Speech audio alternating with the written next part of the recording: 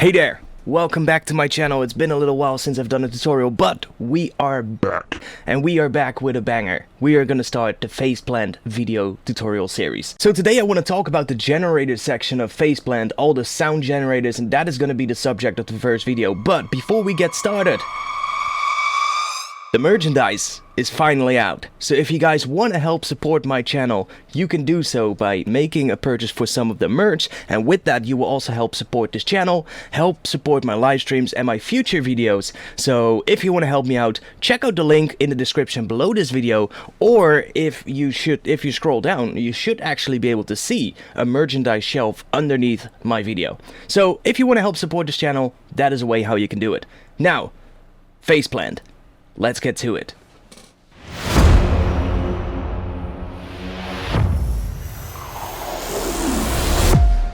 So here we are.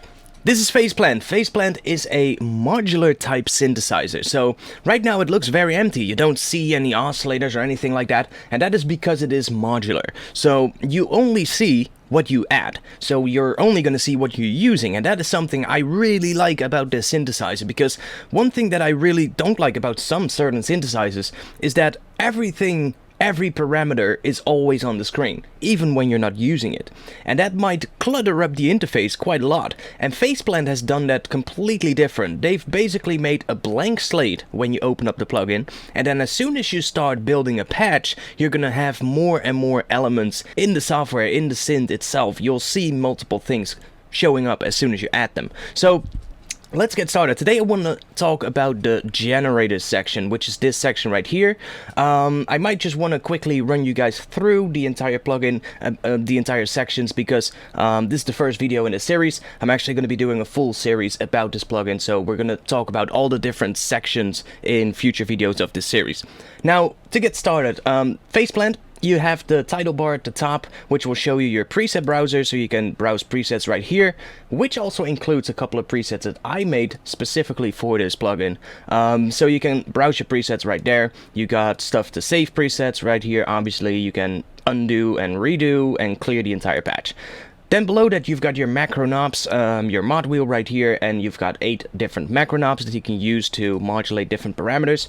Below that, on the left side here, we've got the generator window. So this is where you would add all your oscillators, samplers, noise oscillators, whatever you want to do. Those kind of things will be added right here. Then we have the modulator section right at the bottom. So that is where all your envelopes and LFOs will go, stuff like that.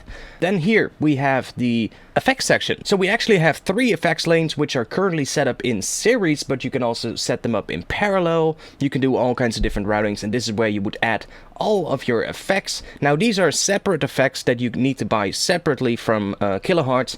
They do come with bundles with Phase Plant, so when you buy Phase Plant you can choose if you just want to buy the synth with the free snap-ins, the free effects that they include, or if you want to buy Phase Plant with a bundle that includes more of these effects. I have all of them. There's a couple of different bundles, but I will link to that in the description below this video as well. So between the main panel and the modulator panel, you've got your master section. This is where you have your glide time, unison, polyphony, where you can set up legato patches, your retrigger, stuff like that, pitch bend, those kind of things. So let's get started with the generator section. The generator section is completely empty right now, but if I click here, we get a couple of different options. So we can see already we have generators, effects, and utilities. So let's get started with the generators, I guess. The generators: analog, noise, sampler, and wavetable. Those are the 4 different types of generators that we get. Let's start with the analog.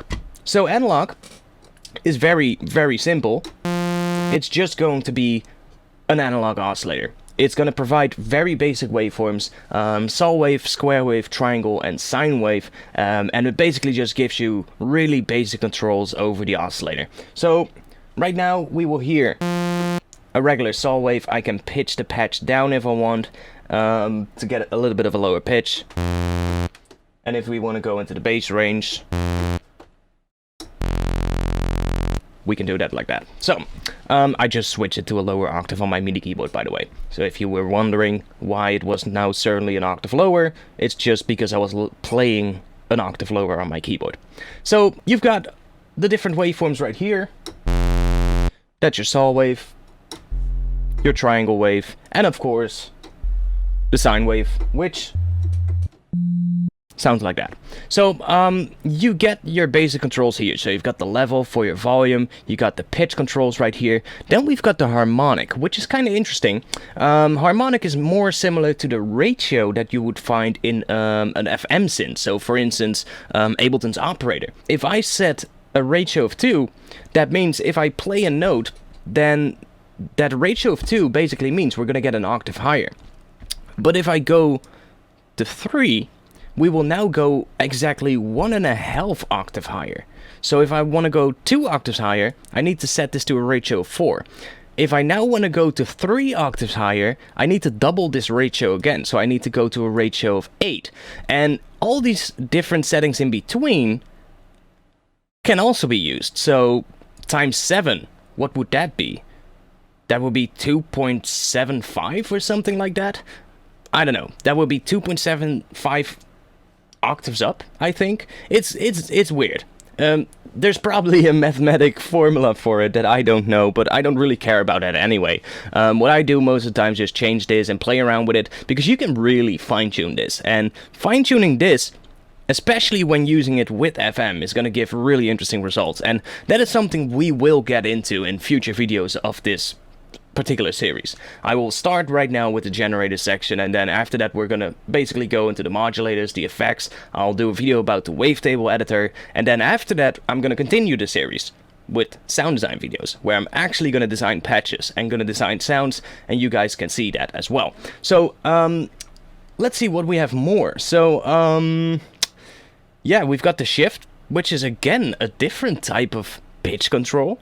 So very cool. We have 3 different ways of controlling the pitch. We have the semitones, which obviously goes into increments of a semitone, right? Duh. Then we have the sense, which is your fine-tuning. Then we have the harmonic, which is your ratio, which is kind of similar to changing the pitch in with the semitones, but it does it in a different way, so in different increments. And then we have the shift. And the shift is again pretty similar, but this will offset the oscillator with a specific amount of hertz, and that is again, it will give you a different result. So there's 3 different ways of changing the pitch, which is cool. Then we've got your phase, which obviously changes the start position of the oscillator.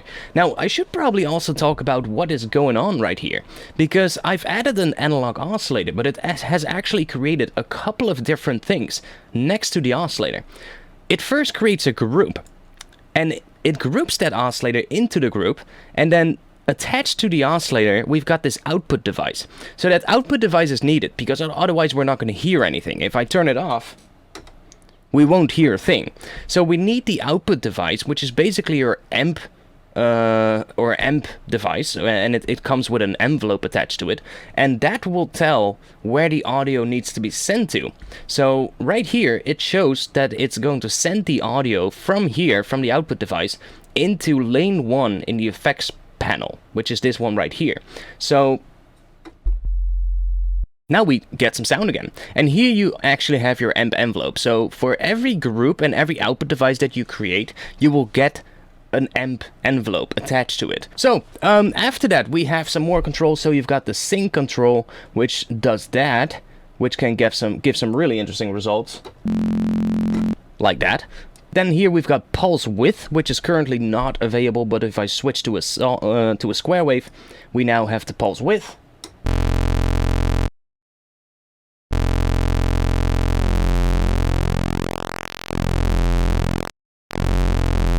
So that does that. Then we've got the unison. So the unison is also really cool.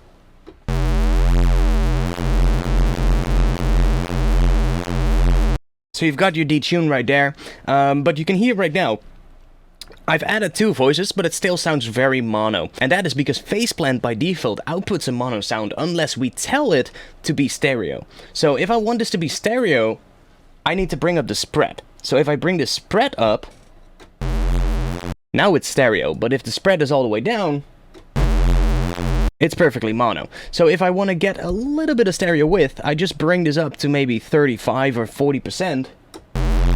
And we will get a little bit of stereo width, but still have a good mono sound source. So when we sum that to mono, it will probably still sound good and we won't get too much phase cancellation. Whereas if we do like 100% spreading, it's going to be super wide, and when that is summed to mono, it might give us issues with phase cancellation. So very cool that they included a way to limit how wide the oscillator is.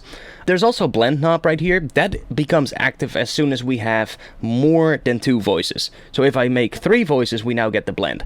I can show it on a saw wave probably. So if I do this, you can, that's also something I really like, by the way, is when you change parameters, you can visually see what is happening to the waveform in here.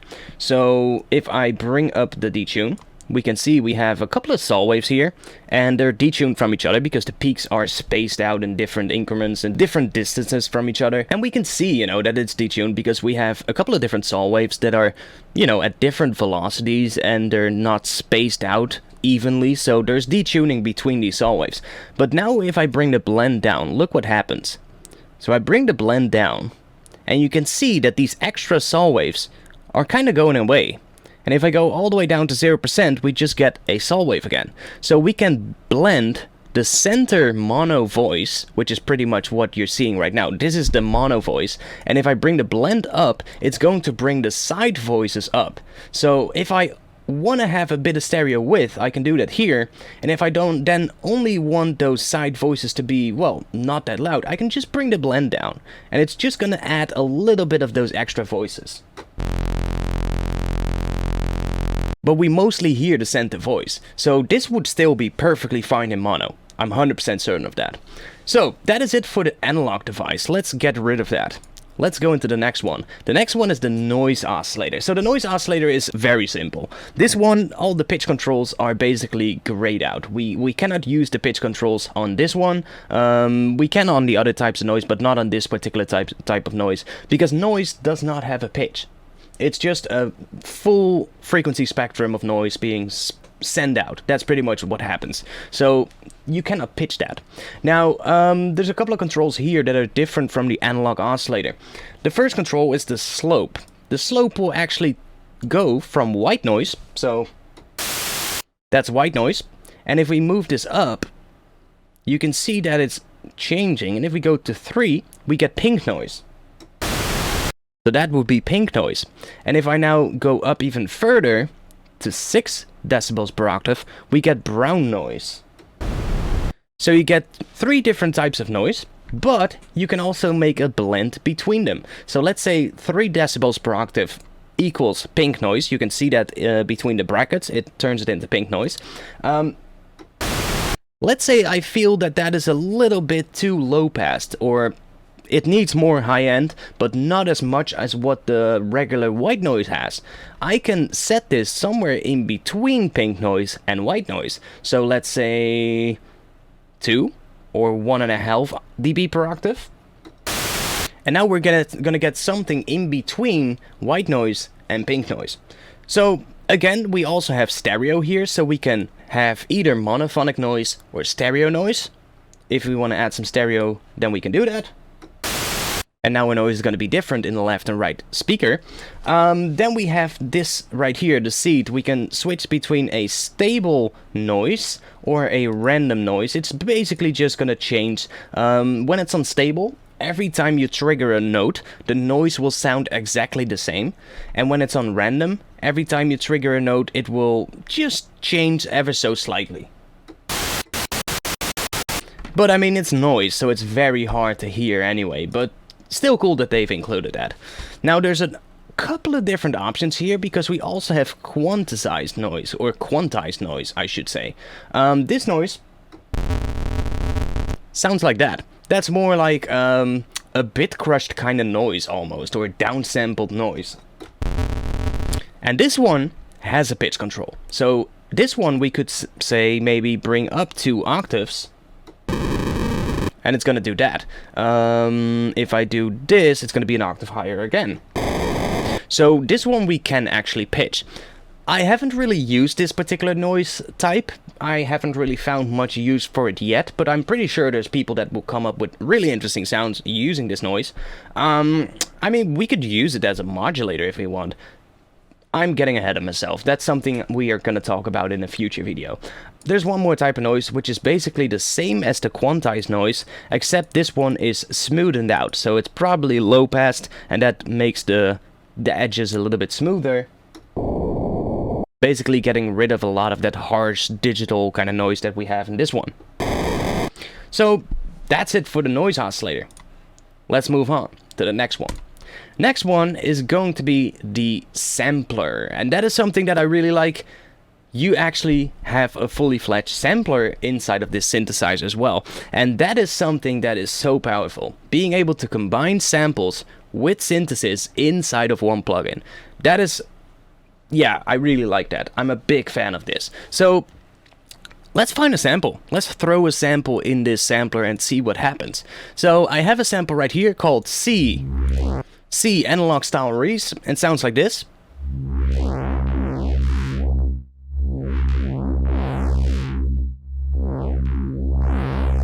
I can drag that in here. Now this is already made in the key of C, so it'll automatically be assigned to the right root note. If I don't like that, or if I need to change this, because for instance I'm dragging in a file that is in the key of F, like this one, it still shows C4 right here. So let's say I want to change that to F2.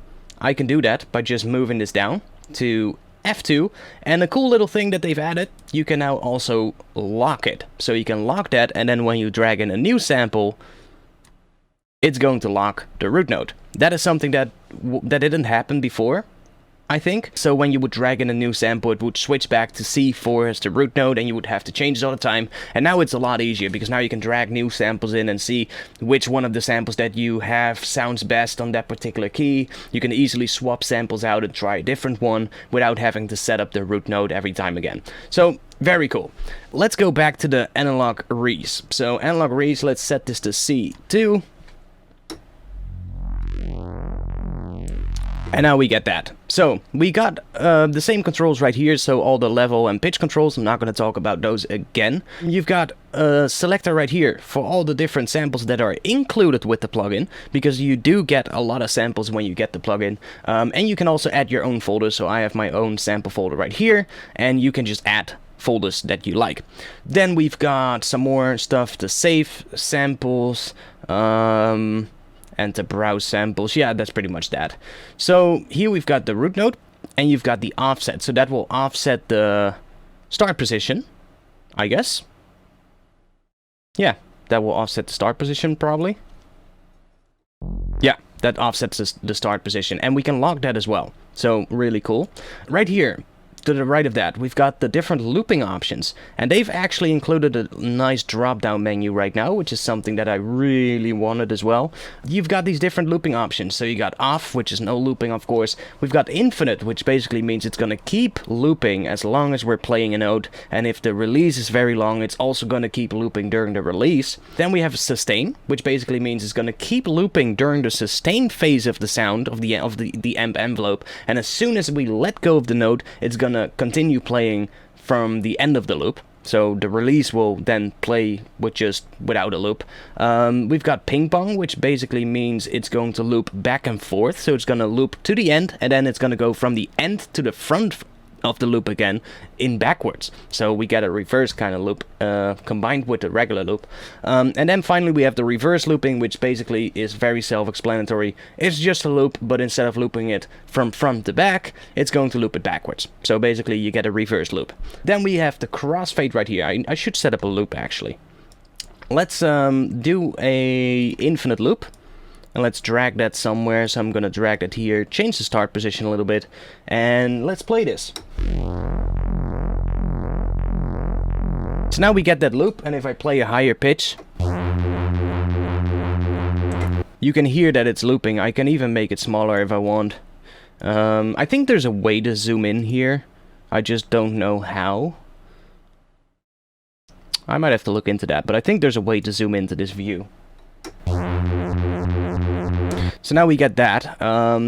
Let's say there's a click between the looping in the loop. Right now it doesn't click, but if there is a click, we could basically just go here to the X fade, and we can bring the X fade up. Actually, X fade was already brought up a little bit. So without that,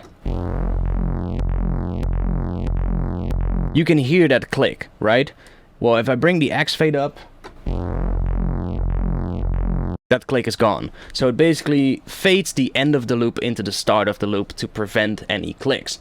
Right here you've got the start position of the loop and the length of the loop, so those correspond to what you're seeing right here. If I change anything here, it's going to change inside of this view as well, and if I change the length, same thing.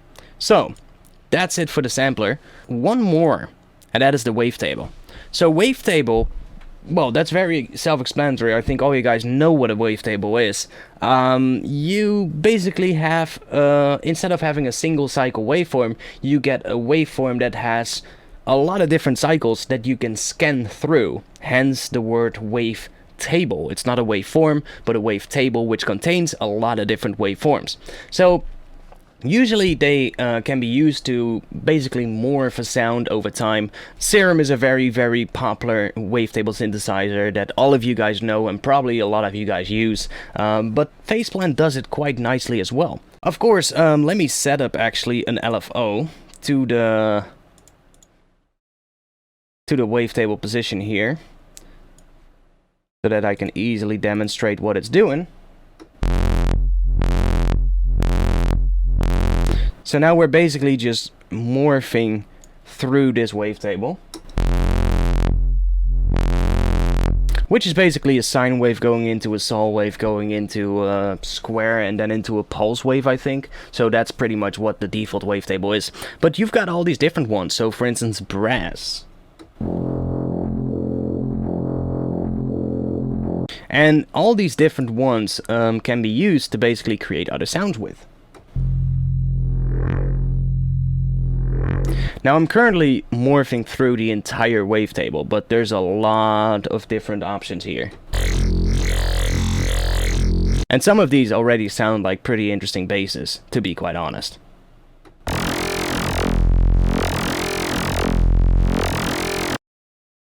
And let's start this from the bottom. So I can sync it, for instance. And you can already hear how that is becoming a pretty interesting sound. Just one wavetable with an LFO attached to the wavetable position. So that is what the wavetable position here does. It's actually called frame inside of the wavetable oscillator here. Now there's a lot more options right here. There's one thing that I asked for, and that is for an easy plus and minus button right here, so that you can easily switch through the wavetables without having to go into this menu. It is something they are aware of, and it's probably something that they will add in the future. Just right now, it hasn't been added yet. But the Kilohearts team is very, very much listening to the feature requests that people are sending in. So far they've really updated the synth with all the features that people wanted to see, and I'm pretty sure that this will be just another thing that will be added somewhere in the future. I'm pretty sure of that. Now you also have your unison on the wavetable oscillator, so that's the exact same as on the analog oscillator, so I'm not gonna go into that again. That is it for the entire generator section. So let's go back to a sol wave. I'm going to add a little bit of detuning and a little bit of spread, so it's going to be a nice wide, or well, slightly wide detuned sol wave. And let's go into the next thing, because there's some more stuff here. We've got effects. So effects, let's add the filter. So that will be your default low-pass filter. I can actually get rid of this LFO as well. This is just going to be your low-pass filter. And that's just, well, again, very, very similar. Let me set up an envelope here so that we can hear what it's doing, because I kind of do want to hear that when I play a note. I'm just going to drag that up a bit. There we have our filter movement. And there's obviously a bunch of different filter types that you can choose from. You've got low pass, band pass, high pass, notch. You've got a low shelf and a high shelf, and then you also have a peak filter, which could also be a cut depending on what you're going to do with it. So these different ones will change the sound in different ways. I'm not going to go too much into detail about all the different filter types. If you want to know more about that, just look it up on Google. There's going to be plenty of information about what all of these filter types do. But what I really like is that when you do any type of filtering or EQing, so equalizing, you are changing the phase of the sound. That's just something that happens. You will change the phase of the sound, and that is how it achieves that filtered sound. So what I really like about Phase Plant is that it actually shows you what the filter does to the waveform in the graph on the filter itself. So if I turn the Q all the way down, or let's just, I have a notch filter right here. If I move this through here, you can see what is happening to the waveform. And that is what this notch filter is doing. Now, if I crank up the resonance, look what happens. It's going to change into this weird... See how it gets that extra sine wave oscillation inside of the saw wave? That is because of the high resonance. And it does all kinds of stuff like that. So you can see what it does. And that is something that a lot of synths lack. Of course, when you're making music, you're always focusing on what it sounds like, but it is so powerful when you can also visually see on the screen what is actually going on.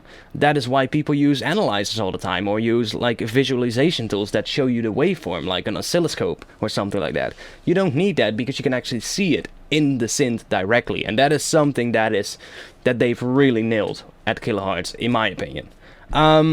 So that's the filter. There's not much else to say about the filter there.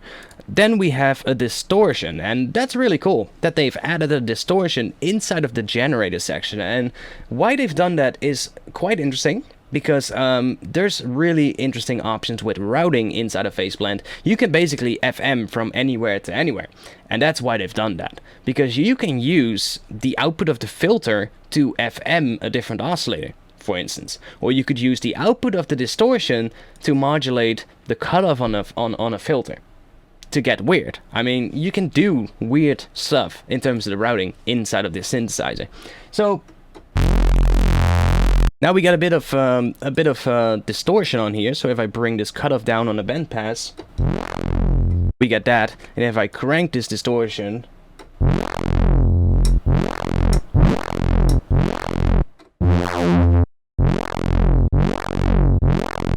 we're gonna get that. Now we have a couple of different types of distortion. We've got overdrive, saturate, fold back, sine wave or sine distortion, and then we've got a hard clip distortion. So those are just different distortion types. Overdrive is the most clean sounding, the least aggressive one.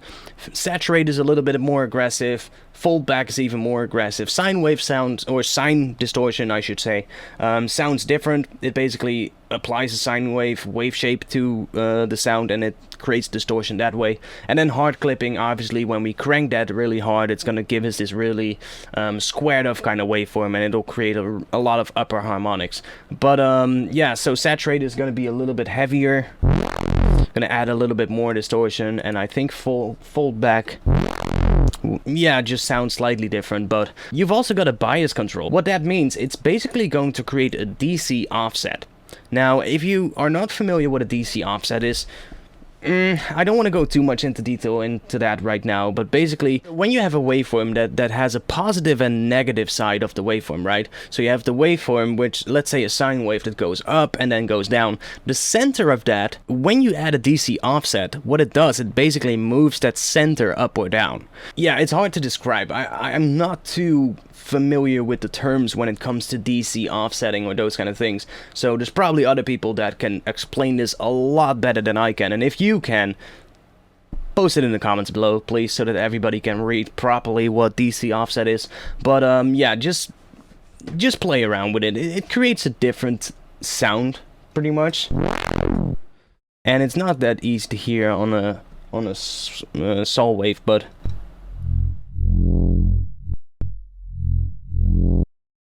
versus the regular, it adds a little bit of a raspier kind of sound,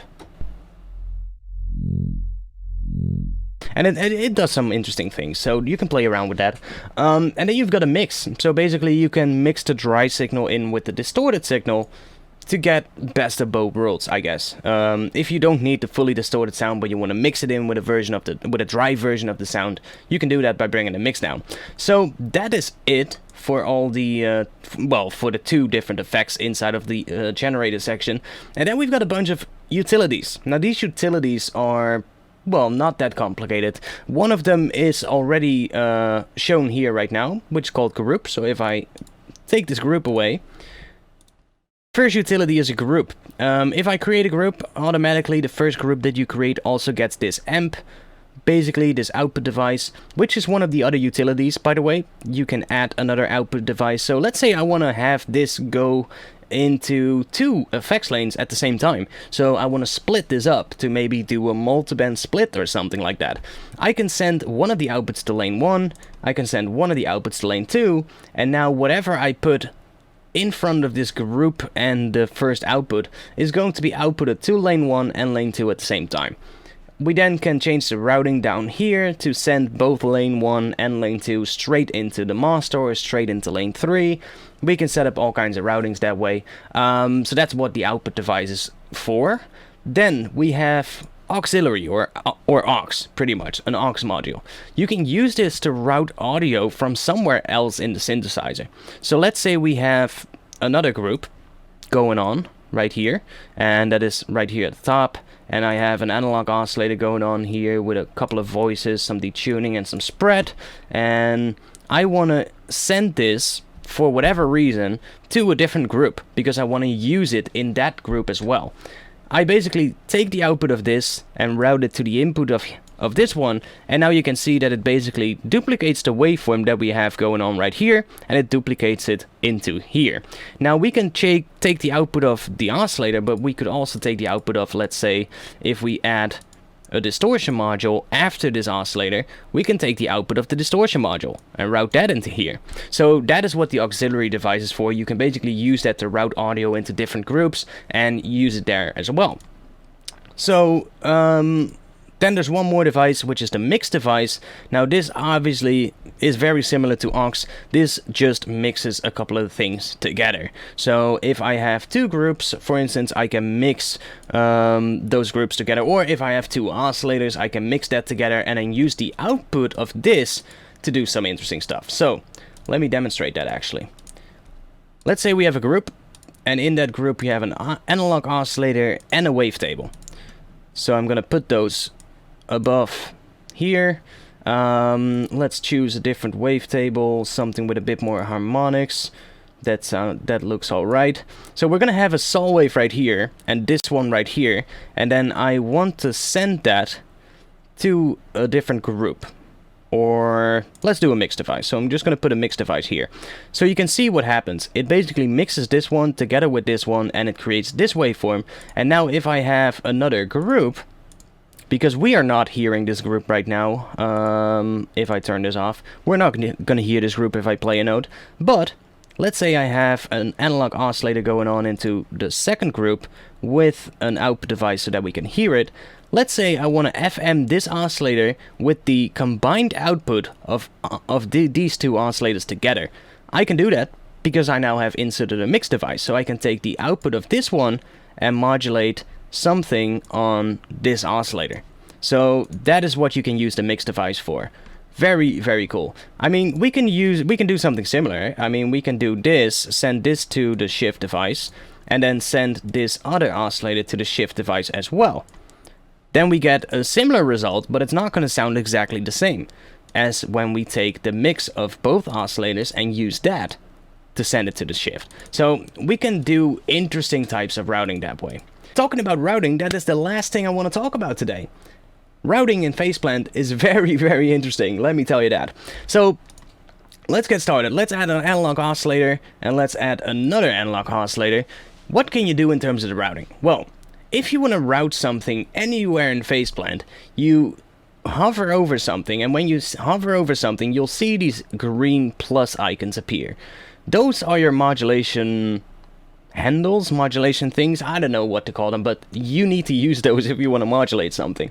So you can click that, and it'll bring up a whole bunch more of green or sometimes orange plus icons, and you can then route it to any one of these. So if I want to route this saw wave into the phase of the other saw wave, I can do that. So again, you will actually see what is going to happen in the waveform. And now if I play this, we get that. If I bring it up more, you can hear what's happening. I can also assign an envelope to change this range. So right here you can see I've sent this analog with 64% into the phase offset of the first oscillator, and I'm going to add envelope 1 that I have right here, which is basically just called envelope. I'm gonna assign that to here, which means now when I play a note, we get that. So what it does, this envelope is now basically changing how much of this routing is being added. So, and now I can just go in here and I can change this setting to go maybe down, and we still get that envelope effect. So I can take it out again. We can do other types of routing, so we can route it to the shift if we want, which is going to give us a different result.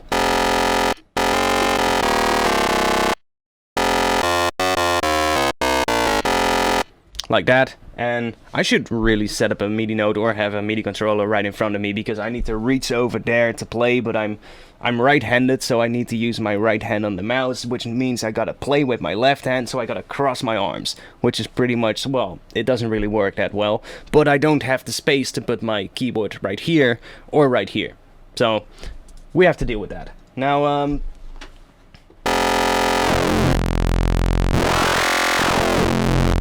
just to show what it actually sounds like. If I change the harmonic on the second oscillator,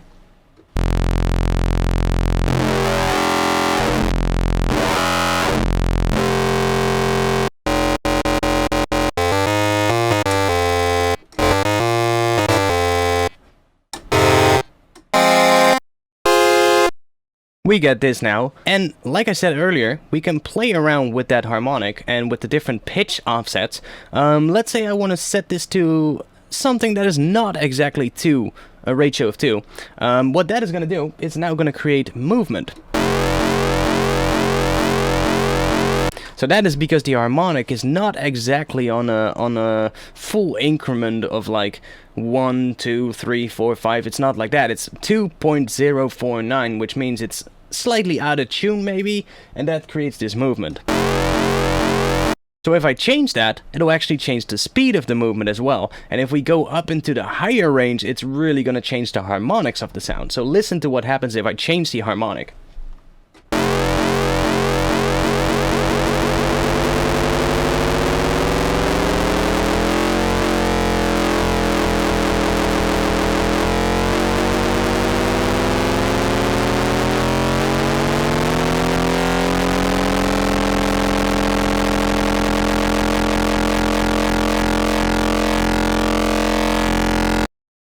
Really interesting sound, and that's actually a classic drum and bass sound as well. How you can achieve a really interesting modulation that speeds up or slows down the longer you hold a note.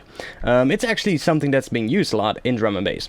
So what else can we do in terms of the routing? Well, you can route to a lot of different things. You don't have to route to any of these pitch things.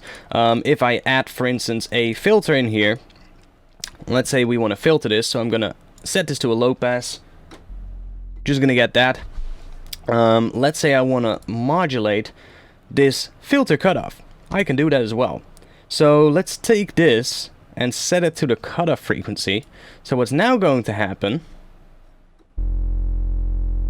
it should modulate the filter, which it's not doing right now, but maybe it is doing it. I'm not entirely sure. Yeah, it is actually doing something. But it's moving the filter cutoff so quickly that you don't really hear it.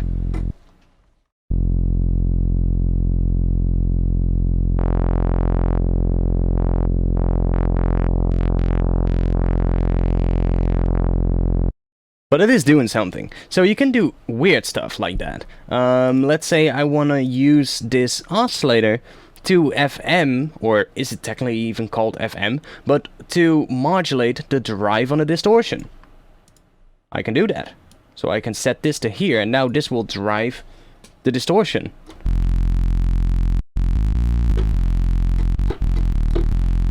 So basically, we're doing FM on a distortion module now or something like that, which is very interesting that it's even possible. So that is pretty much it. So you can get very creative with that routing. There's a lot of different options you can do. You can even take an oscillator and route it back into itself. So I can do that, which creates feedback, which sounds very harsh, but you can utilize that to create very weird effects. Maybe a little bit on the face. Look what that is doing. It's creating all kinds of weird peaks. Oh, that sounds raspy. And if I bring it up, oh, that range of peaks is going to increase. Whoa, that sounds weird. Let's send it to the semitones and see what happens. Let's bring that phase a little bit down. Maybe shift it down instead. Oh, we get silence. Interesting.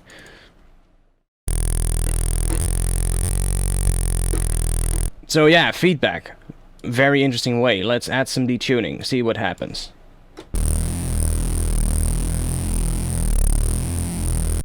Weird. So yeah, you can see how just by using these different routing options, you can get very creative. And you can route stuff into pretty much everything. So if we have effects right here, all of the modulators that you add right here will get a orange plus icon, as you can see. So the green ones are generators. So if you have routing going on, any routing that is displayed in green is going on right here in the generator section, and all the routing that is displayed in orange is going on outside of the generator section. So it's going to be in the modulator section or in the effects panel right here. Yeah, that's pretty much it. So you can see if I take the envelope, we get a lot more options. So the modulators can be routed to a lot more things than the oscillators itself. But that is fine. I mean, that is fine. You most of the time don't need to modulate or FM the, I don't know, the master pitch of the plugin, for instance. So there's a lot of different types of routing that you can go for. That is it for this video. That's it for the first video. I hope you learned something today. I hope you liked it. If you did, then please leave a comment in the comment section below. Let me know what you thought about this plugin, what you thought about this video, and let me know what you want me to go into next, because I'm gonna do a full series on this plugin, and this is just the first video, so we're just getting started. If you are looking into buying Phase Plant, you can help me out as well, because I'm officially an affiliate partner with Phase Plant, or with Kilohearts I should say. So in the description below this video there's a link that links you to the website of Kilohearts, to the Phase Plant product page, and if you make a purchase from that page directly after you click that link, then you will actually help me out, because I will get 20% of the purchase amount that you pay for Phase Plant. So you can get this plugin if you want. If you're looking for this plugin, if you're looking at this video and you think, wow, that is actually pretty cool, I can use this, you can buy it with that link, and then you will also help support me in the process. Thanks a lot for being here today. I will see you guys back again soon. I do live streams every Friday on 8 PM Central European Summertime. So if you have some time upcoming Friday, then tune in. Yeah, that was it. And I hope to see you guys back again soon. Peace.